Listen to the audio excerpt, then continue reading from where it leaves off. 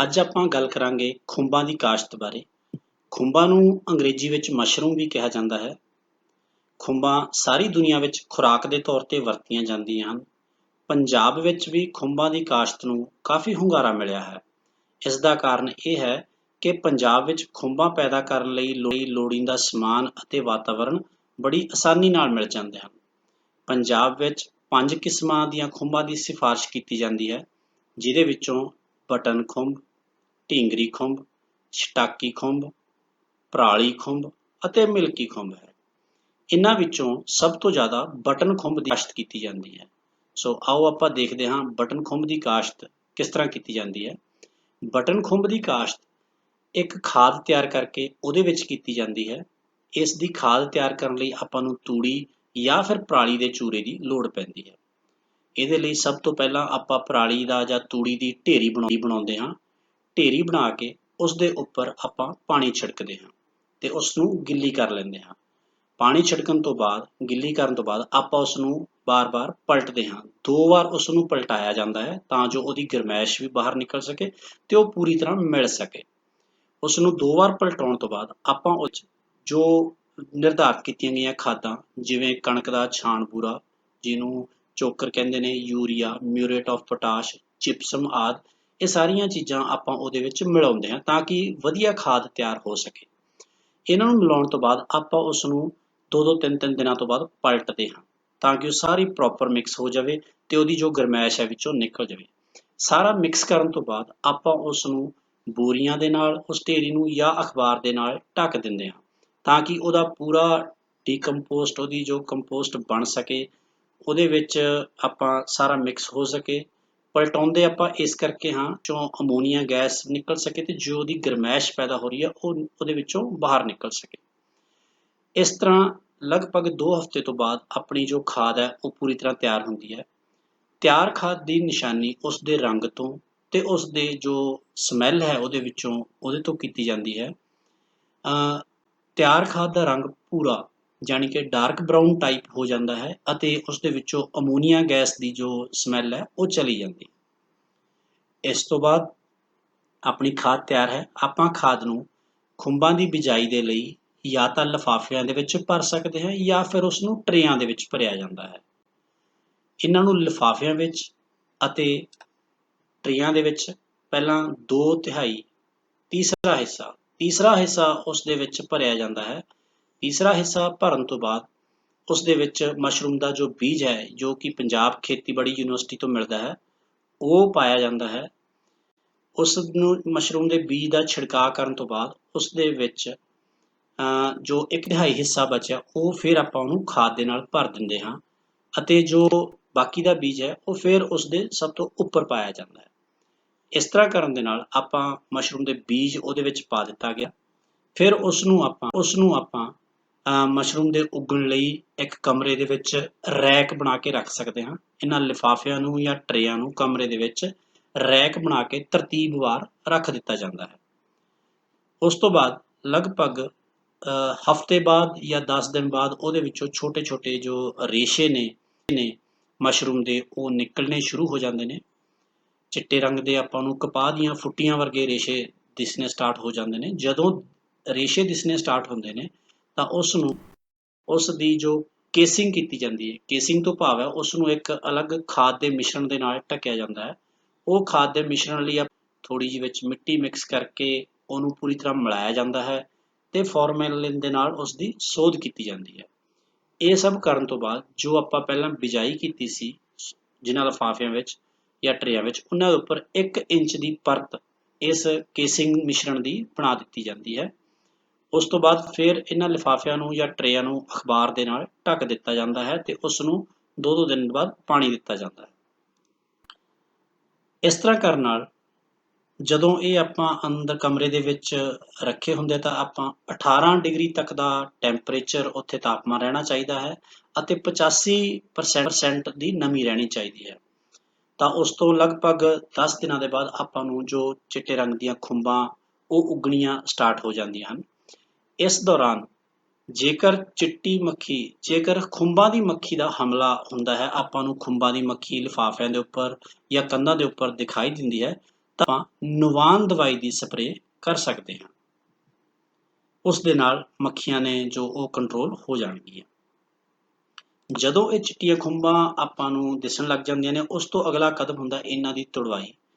ਇਹਨਾਂ ਦੀ ਜੋ ਤੁੜਾਈ ਹੈ ਬਹੁਤ ਹੀ ਧਿਆਨ ਨਾਲ ਕਰਨੀ ਹੁੰਦੀ ਹੈ, ਕਿਉਂਕਿ ਜੇ ਆਪਾਂ ਇਹਨੂੰ ਸਿੱਧਾ ਖਿੱਚਾਂਗੇ ਤਾਂ ਖੁੰਬਾਂ ਦੇ ਵਿੱਚ ਜਿਹੜੇ ਰੇਸ਼ੇ ਨੇ ਉਹ ਟੁੱਟ ਸਕਦੇ ਨੇ। ਇਹਨਾਂ ਨੂੰ ਤੋੜਨ ਦਾ ਤਰੀਕਾ ਇਹ ਹੈ, ਹੱਥ ਦੇ ਵਿੱਚ ਇਹਨਾਂ ਦੀ ਜੋ ਉੱਪਰੋਂ ਟੋਪੀ ਹੈ ਉਹਨੂੰ ਹੱਥ ਵਿੱਚ 3 ਉਂਗਲਾਂ ਦੇ ਵਿੱਚ ਫੜ ਕੇ ਥੋੜ੍ਹਾ ਜਿਹਾ ਘੁਮਾਇਆ ਜਾਂਦਾ ਹੈ, ਉਸ ਦੇ ਨਾਲ ਇਹ ਟੁੱਟ ਜਾਂਦੀ ਹੈ। ਇਸ ਤਰ੍ਹਾਂ ਖੁੰਬ ਨੂੰ ਤੋੜਨ ਤੋਂ ਬਾਅਦ ਜੋ ਉਹਦਾ ਥੱਲੇ ਵਾਲਾ ਖਾਦ ਦੇ ਨਾਲ ਲਿਬੜਿਆ ਹੋਇਆ ਜੋ ਹਿੱਸਾ ਹੈ ਉਸ ਨੂੰ ਕੱਟ ਦਿੱਤਾ ਜਾਂਦਾ ਹੈ। ਤਾਂ ਇਸ ਤੋਂ ਬਾਅਦ ਖੁੰਬਾਂ ਨੂੰ, ਜੋ ਤੋੜੀਆਂ ਹੋਈਆਂ ਖੁੰਬਾਂ, ਉਹਨਾਂ ਨੂੰ ਆਪਾਂ ਸੁਰਾਖ ਵਾਲੇ ਲਿਫਾਫਿਆਂ ਵਿੱਚ ਜਾਂ ਫਿਰ ਉਸ ਨੂੰ ਡੱਬਿਆਂ ਦੇ ਵਿੱਚ ਪੈਕ ਕਰਕੇ ਮੰਡੀ ਦੇ ਵਿੱਚ ਵੇਚਣ ਲਈ ਭੇਜਿਆ ਜਾਂਦਾ ਹੈ। ਸੋ ਬੱਚਿਓ, ਇਹ ਤਰੀਕਾ ਸੀ ਮਸ਼ਰੂਮ ਦੀ ਕਾਸ਼ਤ ਕਰਨ ਦਾ ਜਾਂ ਖੁੰਬਾਂ ਦੀ ਕਾਸ਼ਤ ਕਰਨ ਦਾ।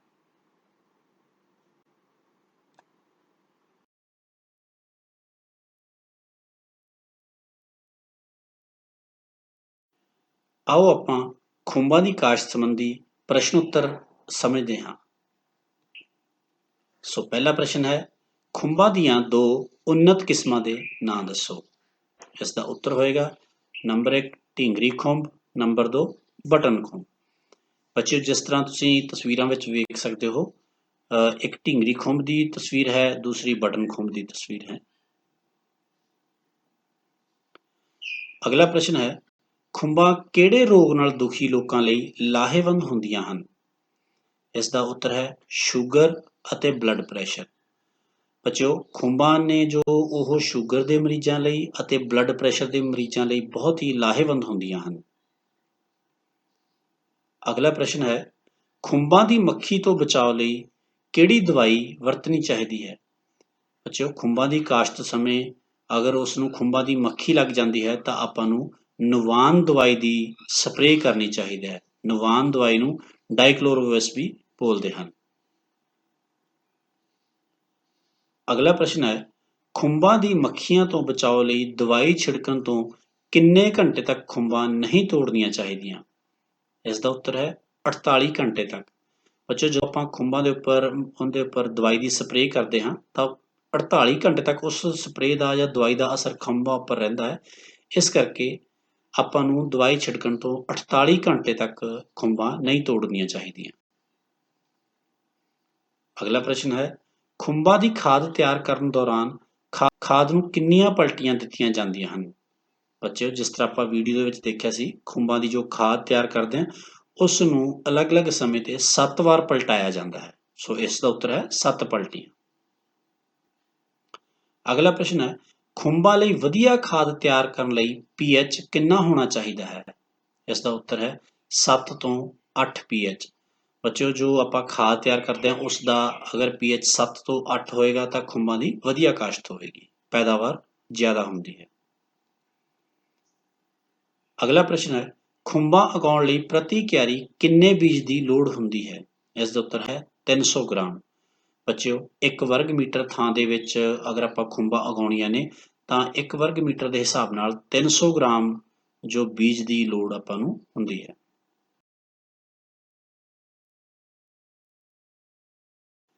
ਅਗਲਾ ਪ੍ਰਸ਼ਨ ਹੈ, ਖੁੰਬਾਂ ਤੋਂ ਕਿਹੜੇ-ਕਿਹੜੇ ਭੋਜਨ ਤੱਤ ਪ੍ਰਾਪਤ ਹੁੰਦੇ ਹਨ।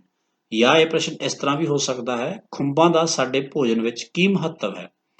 ਸੋ ਬੱਚਿਓ, ਖੁੰਬਾਂ ਆਪਣੀ ਖੁਰਾਕ ਦਾ ਇੱਕ ਮਹੱਤਵਪੂਰਨ ਅੰਗ ਹਨ। ਇਸ ਤੋਂ ਆਪਾਂ ਨੂੰ ਬਹੁਤ ਸਾਰੇ ਖੁਰਾਕੀ ਤੱਤ ਪ੍ਰਾਪਤ ਹੁੰਦੇ ਹਨ।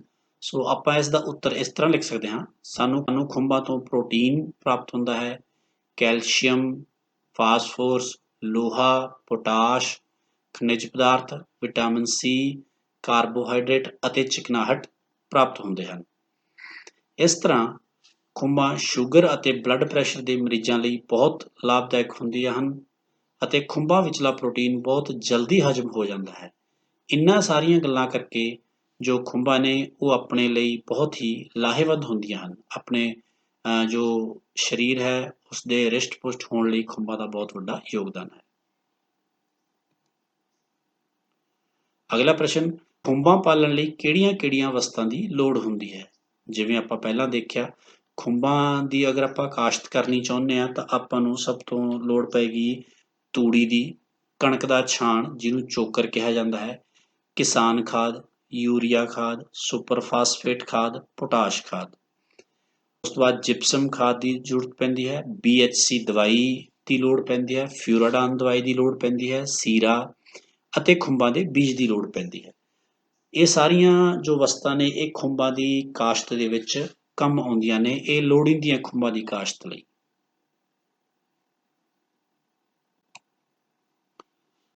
ਅਗਲਾ ਪ੍ਰਸ਼ਨ, ਖੁੰਬਾਂ ਪਾਲਣ ਲਈ ਖਾਦ ਦੀ ਢੇਰੀ ਨੂੰ ਫਰੋਲਣਾ ਕਿਉਂ ਜ਼ਰੂਰੀ ਹੈ?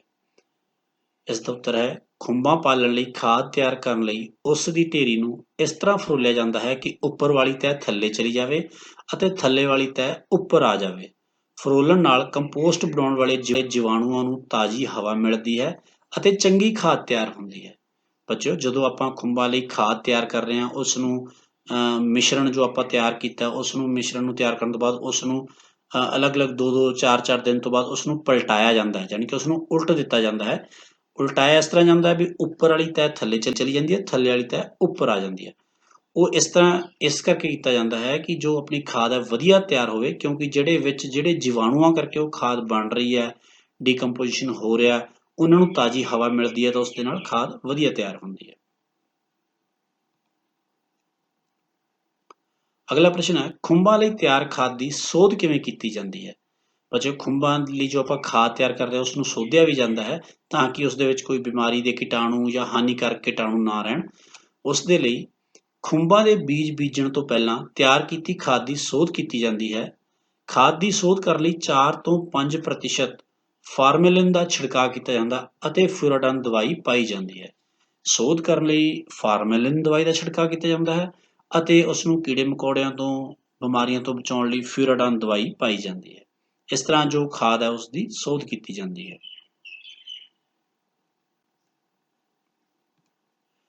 ਅਗਲਾ ਪ੍ਰਸ਼ਨ ਹੈ, ਖੁੰਬਾਂ ਦੀ ਕੇਸਿੰਗ ਦਾ ਕੀ ਫਾਇਦਾ ਹੈ? ਕੇਸਿੰਗ ਮਿੱਟੀ ਕਿਵੇਂ ਤਿਆਰ ਕੀਤੀ ਜਾਂਦੀ ਹੈ? ਬੱਚਿਓ, ਕੇਸਿੰਗ ਉਹ ਹੈ ਜੋ ਆਪਾਂ ਮਿਸ਼ਰਣ ਖੁੰਬਾਂ ਦੇ ਉੱਗਣਾ, ਜਦੋਂ ਖੁੰਬਾਂ ਉੱਗਣੀਆਂ ਸਟਾਰਟ ਕਰਦੀਆਂ ਉਸ ਤੋਂ ਬਾਅਦ ਆਪਾਂ ਇੱਕ ਮਿਸ਼ਰਣ ਦੇ ਨਾਲ ਉਹਨੂੰ ਢੱਕਦੇ ਹਾਂ, ਉਸ ਮਿਸ਼ਰਣ ਨੂੰ ਕੇਸਿੰਗ ਕਿਹਾ ਜਾਂਦਾ ਹੈ।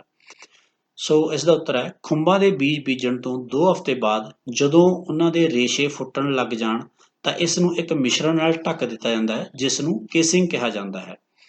ਖੁੰਬਾਂ ਦੀ ਕੇਸਿੰਗ ਦੇ ਫਾਇਦੇ ਇਹ ਹੁੰਦੇ ਨੇ, ਕੇਸਿੰਗ ਨਾਲ ਲੋੜੀਂਦੀ ਨਮੀ ਬਣੀ ਰਹਿੰਦੀ ਹੈ ਅਤੇ ਖੁੰਬਾਂ ਦੀ ਫਸਲ ਇਕਸਾਰ ਉੱਗਦੀ ਹੈ।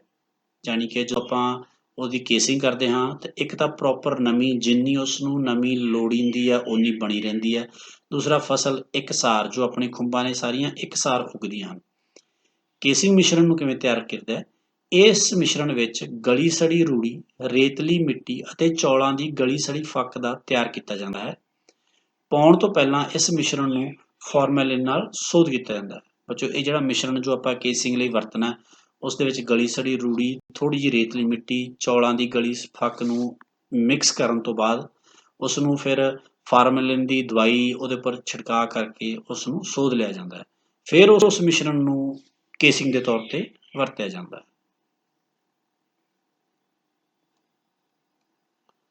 ਸੋ ਇਹ ਹੈ ਬੱਚਿਓ, ਆਪਾਂ ਕੇਸਿੰਗ ਦੀ ਕਿਸ ਤਰ੍ਹਾਂ ਤਿਆਰ ਕਰਦੇ ਹਾਂ। ਪਹਿਲਾਂ ਥੱਲੇ ਖਾਦ ਦੀ ਲੇਅਰ, ਫਿਰ ਉਸ ਤੋਂ ਬਾਅਦ ਆਪਾਂ ਬੀਜ ਪਾਉਂਦੇ ਹਾਂ। ਉੱਪਰ ਜੋ ਤੁਸੀਂ ਦੇਖ ਰਹੇ ਹੋ 1 ਇੰਚ ਦੀ ਜੋ ਪਰਤ ਬਣੀ ਹੋਈ ਹੈ ਉਹ ਕੇਸਿੰਗ ਦੀ ਹੈ। ਪੰਜਾਬ ਵਿੱਚ ਕਿਹੜੇ-ਕਿਹੜੇ ਖੁੰਬਾਂ ਦੀ ਸਿਫਾਰਿਸ਼ ਕੀਤੀ ਜਾਂਦੀ ਹੈ? ਬੱਚਿਓ, ਪੰਜਾਬ ਦੇ ਵਿੱਚ 5 ਕਿਸਮਾਂ ਦੀਆਂ ਖੁੰਬਾਂ ਦੀ ਸਿਫਾਰਿਸ਼ ਕੀਤੀ ਜਾਂਦੀ ਹੈ। ਨੰਬਰ 1 ਬਟਨ ਖੁੰਬ, ਢੀਂਗਰੀ ਖੁੰਬ, ਪਰਾਲੀ ਖੁੰਬ, ਸ਼ਟਾਕੀ ਖੁੰਬ ਅਤੇ ਮਿਲਕੀ ਖੁੰਬ। ਇਹ 5 ਅਲੱਗ-ਅਲੱਗ ਤਰ੍ਹਾਂ ਦੀਆਂ ਕਿਸਮਾਂ ਨੇ ਜੋ ਪੰਜਾਬ ਦੇ ਵਿੱਚ ਕਾਸ਼ਤ ਕਰਨ ਲਈ ਜਿਨ੍ਹਾਂ ਦੀ ਸਿਫਾਰਿਸ਼ ਕੀਤੀ ਗਈ ਹੈ। ਅਗਲਾ ਪ੍ਰਸ਼ਨ ਹੈ, ਖੁੰਬਾਂ ਲਈ ਕੇਸਿੰਗ ਮਿਸ਼ਰਣ ਨੂੰ ਜਰਮ ਰਹਿਤ ਕਰਨ ਦਾ ਢੰਗ ਲਿਖੋ। ਜਰਮ ਰਹਿਤ ਕਰਨ ਦਾ ਮਤਲਬ, ਜੋ ਆਪਾਂ ਪਹਿਲਾਂ ਬੇਟਾ ਸੋਧ ਕਰਨ ਦਾ ਤਰੀਕਾ ਪੜ੍ਹਿਆ, ਉਹੀ ਜਰਮ ਰਹਿਤ ਕਰਨ ਦਾ ਤਰੀਕਾ ਹੁੰਦਾ ਹੈ। ਇਸ ਦੇ ਲਈ ਰੇਤ ਮਿਲੀ ਗਲੀ ਸੜੀ ਰੂੜੀ ਦੀ ਖਾਦ ਨੂੰ ਗਿੱਲਾ ਕਰ ਦਿਓ ਅਤੇ ਇਸ ਉੱਤੇ 4 ਤੋਂ 5% ਫਾਰਮਾਲੀਨ ਦਵਾਈ ਦਾ ਛਿੜਕਾਅ ਕਰੋ। ਇਸ ਉਪਰੰਤ 20 ਗ੍ਰਾਮ ਫਿਊਰਾਡਾਨ ਦਵਾਈ ਪ੍ਰਤੀ ਕੁਇੰਟਲ ਕੇਸਿੰਗ ਮਿੱਟੀ ਦੇ ਹਿਸਾਬ ਨਾਲ ਪਾਓ ਅਤੇ ਫਿਰ ਇਸ ਨੂੰ ਤਰਪਾਲ ਜਾਂ ਬੋਰੀਆਂ ਨਾਲ 48 ਘੰਟੇ ਲਈ ਢੱਕ ਦਿਓ। ਬੇਟਾ, ਇਹ ਦਵਾਈ ਫਾਰਮਾਲਿਨ ਦਵਾਈ ਦਾ ਛਿੜਕਾਅ ਕਰਨ ਤੋਂ ਬਾਅਦ ਅਤੇ ਫਿਊਰਾਡਾਨ ਦਵਾਈ ਪਾਉਣ ਤੋਂ ਬਾਅਦ ਜੋ ਆਪਣਾ ਕੇਸਿੰਗ ਦਾ ਮਿਸ਼ਰਣ ਹੈ ਉਸ ਨੂੰ ਬੋਰੀਆਂ ਦੇ ਨਾਲ ਢੱਕ ਦਿੱਤਾ ਜਾਂਦਾ ਹੈ ਤਾਂ ਜੋ ਦਵਾਈ ਦਾ ਪੂਰਾ ਅਸਰ ਹੋ ਸਕੇ। ਇਸ ਤਰ੍ਹਾਂ ਜੋ ਖੁੰਬਾਂ ਦੀ ਕੇਸਿੰਗ ਹੈ ਉਸ ਮਿਸ਼ਰਣ ਨੂੰ ਆਪਾਂ ਜਰਮ ਰਹਿਤ ਕਰਦੇ ਹਾਂ।